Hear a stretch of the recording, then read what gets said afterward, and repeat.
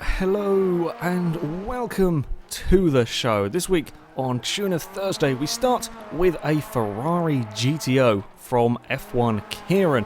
Now I was expecting some decent things from the GTO. I built one of these for a Racing versus the Community. Had a bit of bad luck with it, but it was a very nice car to drive, and I believe in that same versus Community, this is the GTO that came second at Road Atlanta. It's certainly a similar tune, similar car by the same guy. So yeah, I was expecting this car to be pretty damn quick. As I said, yeah, the GTOs are quite nice when it comes to A-Class.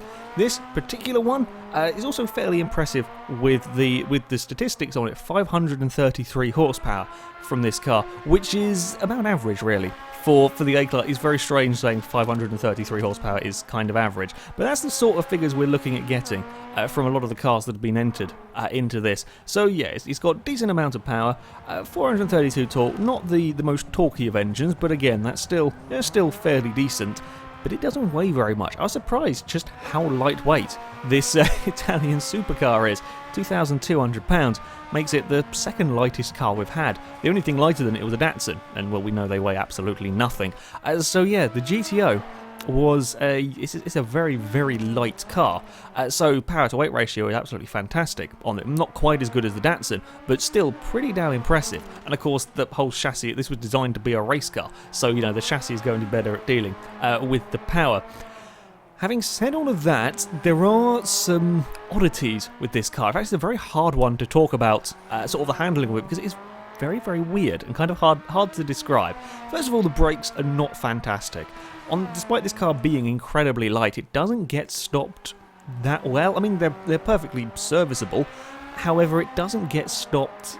Yeah, it doesn't get stopped very well. It's about as bad as my Mitsubishi GTO. The Mitsubishi was £2,800. This is £2,200. And they're going similar speeds, maybe a little bit faster in the Ferrari, but still the Ferrari has to be braking quite a lot earlier than a lot of the cars. It's a little bit difficult. Certainly on the first couple of laps, second quarter I may have overshot a fair bit. Takes a little bit of getting used to stopping this car, because it just doesn't quite have the braking performance of some of the other vehicles. And when it comes to the handling, it gets even weirder. This is a really difficult car to talk about, because it's one of these vehicles I don't really like the way this car drives. It's a funny one to drive. It is incredibly quick, don't get me wrong, but I don't particularly like it. It feels like it doesn't have very much grip. It does have a lot of grip. You can carry decent corner speed in this car. It's not particularly oversteery either. I mean, anything with this much power going through the rear wheels, you can slide it around if you get things a little bit wrong, if you clip a curb, or especially on this corner, if you run a little bit wide, you can drop a wheel, and yeah, it's going to slide because it's got 500 horsepower. But on the whole, it was a very well-behaved rear-wheel drive car. It was the rest of the corners that it was just like you had grip in this. We get things very wrong through that. As a big slide. It has grip. You can be fast through the corners, but it never quite feels as if you can be fast. I never quite trust this car going through a corner. It never feels as if it has a huge amount of grip, even though it does. It's a very weird car to drive. I mean, the first corner here is an excellent example.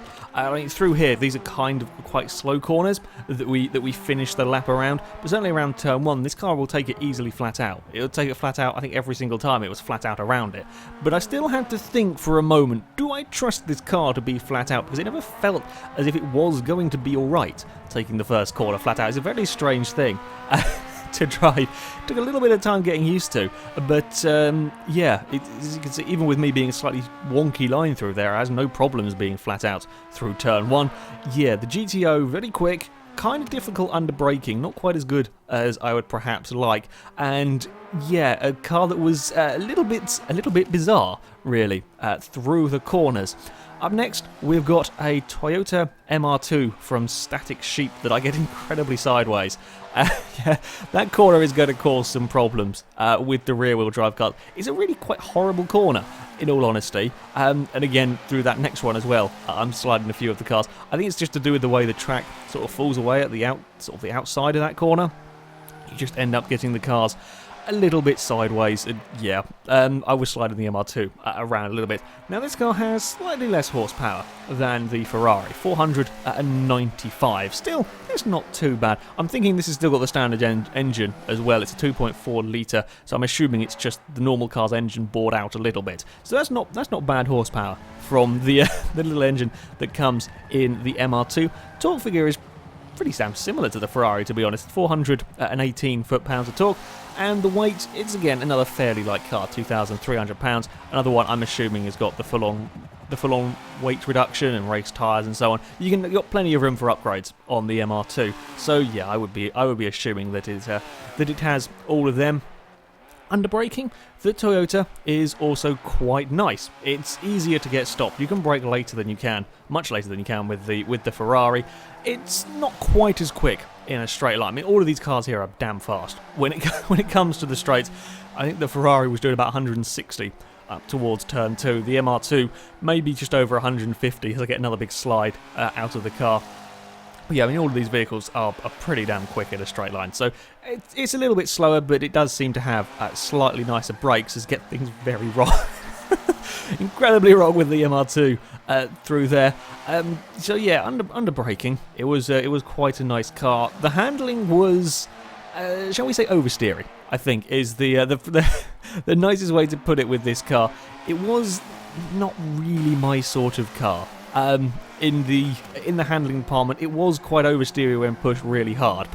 On the plus side, it was quite a consistent car. It's another one that's perhaps a little bit strange, in that I know what I'm going to get with this MR2 when I come up to a corner. I know what I can take through the corners. It's easily flat out through the first corner. I have a lot of confidence in some respects that I know what the car's going to do. But with that, I know that it's going to slide if I try and push the damn thing.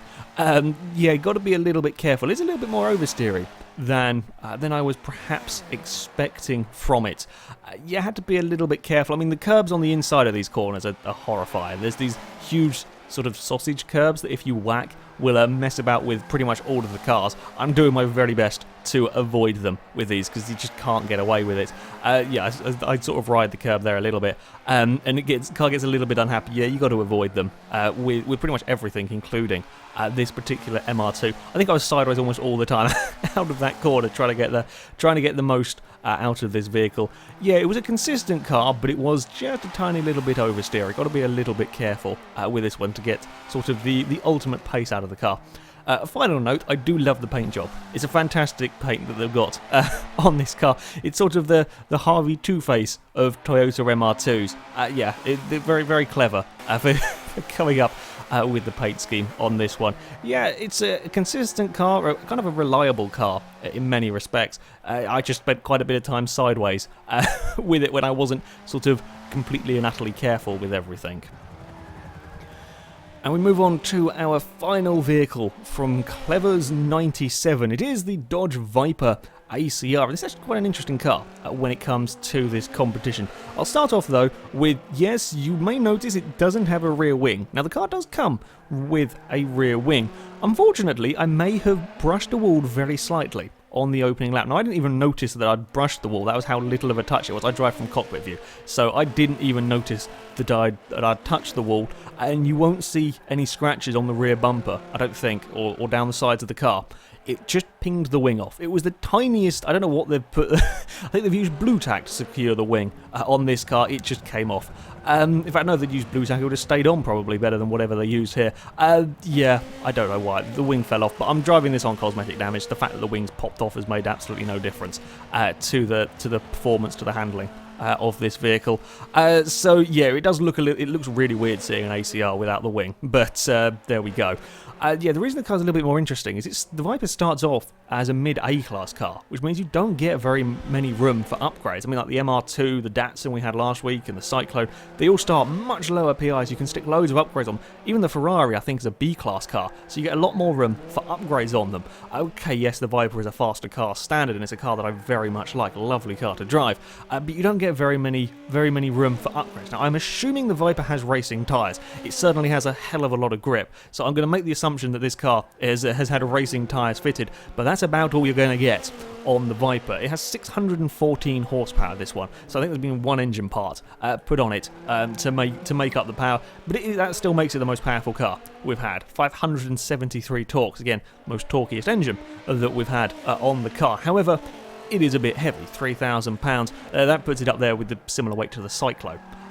So I'm guessing there is no room for weight reduction. No PI room, if you like, for the weight reduction on this car. And I also don't think it has a racing gearbox. I'm pretty sure this has a standard gearbox as well. Another thing, it's probably ran out of PI to put it on, because the Viper has very long gears, incredibly long gears. I'm not getting out of fourth gear in this car around this entire track. Now, having long gears is not necessarily a bad thing. Certainly with a more powerful car, if you have a lot longer gears, you're less likely to be spinning the wheels up out of the slower corners, and around this track there are quite a few slower corners, so that can be a little bit of an advantage. Certainly the Viper doesn't misbehave, but that's not surprising, because that's how the Viper is normally. The Viper is a car that I love driving because it's pretty much my driving style in a car, this one. It does understeer a little bit if you're not used to driving the vehicle. You'll probably be surprised by the amount that the ACR Viper understeers. However, the back end of the car is planted on the road at all times, which is lovely, which means I can push this car as much as I want, and I never really have fear of having an accident in one. Now, on Forza 5, cars tend to be a little bit more slidey, and it certainly is the case, again, with this one. I mean, it's a 600 horsepower rear-wheel drive car. You be a moron, you get things a little bit wrong. Yes, the back end is going to slide around. The Viper is going to slide if you really but you have to be being really stupid. You have to be pushing the car absurdly amounts, or using a handbrake more likely to get the damn thing sideways, or clip the curbs on the inside. That'll do it as well. But it doesn't like sliding around. The Viper, it doesn't like going sideways. Which very much suits my driving style, and this one is exactly like that. Huge amounts of grip from the Viper. There is no question about being flat out around the first corner here. It's absolutely fine around here. And then we have the even better thing about it, which are the brakes. This has got the best brakes of any car I've driven on this series so far, and I think it unlikely that much will beat it. This is braking at the 400 meter board into turn 2. Every part of my brain is shouting at me that you're braking too late, and it certainly took me a few laps to work up the courage to brake at the 400 meter board, but it would stop. It would get stopped, and it would make the second corner. Sorry, it has such good brakes. I don't know how the hell. There goes the wing. Pinged the wing off towards the tyre bundle. I don't know how it has such good brakes, because it weighs 800 pounds more than the GTO, and it can brake a lot later, and it's only a couple of miles an hour slower in a straight line. The brakes on the Viper are absolutely phenomenal. A very, very nice, very easy car to drive. Maybe just lacking a bit of acceleration due to the gearbox. Anyway, on to the times, and we have a new leader. The Ferrari GTO goes to the top of the table with a mighty impressive 124.2. That is a very quick lap time around Long Beach from that car. It's a car that I don't really like in some ways. It's a little bit of a difficult car, a little bit of a fiddly car to drive, and yeah, it certainly feels a little bit, I certainly feel a little bit inconsistent driving it. A strange one to get used to, but when you do get a clean lap out of that thing, it is incredibly quick. I'm still not quite sure how it is that fast, but yeah, it is a damn fast car. The Viper also goes into the 1 minute 24s with a 24.919. As I said, just that little bit of lacking that little bit of acceleration. I think partly to do with the wonky gearbox, maybe to do with it being a little bit on the heavier side, but it can make up for a lot of that with phenomenal brakes. And I think the 9 flying laps that I did with the Viper, they were within 0.7 of a second of each other. That's the level of consistency you get with the car. It's a lovely, lovely, easy car to drive.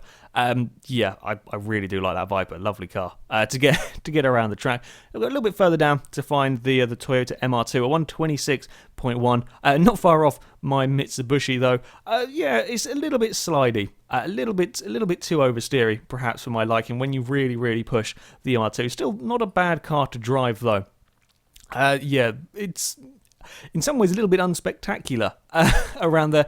It's a fairly consistent car. I never had any fears of really smacking the thing into the wall the same way I did with the GTO at times. But just a little bit slower than the other vehicles. Anyway, that is it for this episode. If you would like to submit your cars for this competition, you can go to our forums. There will be a link in the description. Find the official events section in Forza 5, and you will see where you can submit your cars, and all the rules and so on are in that forum post. That's it from me, so thank you very much for watching, and until next time, goodbye.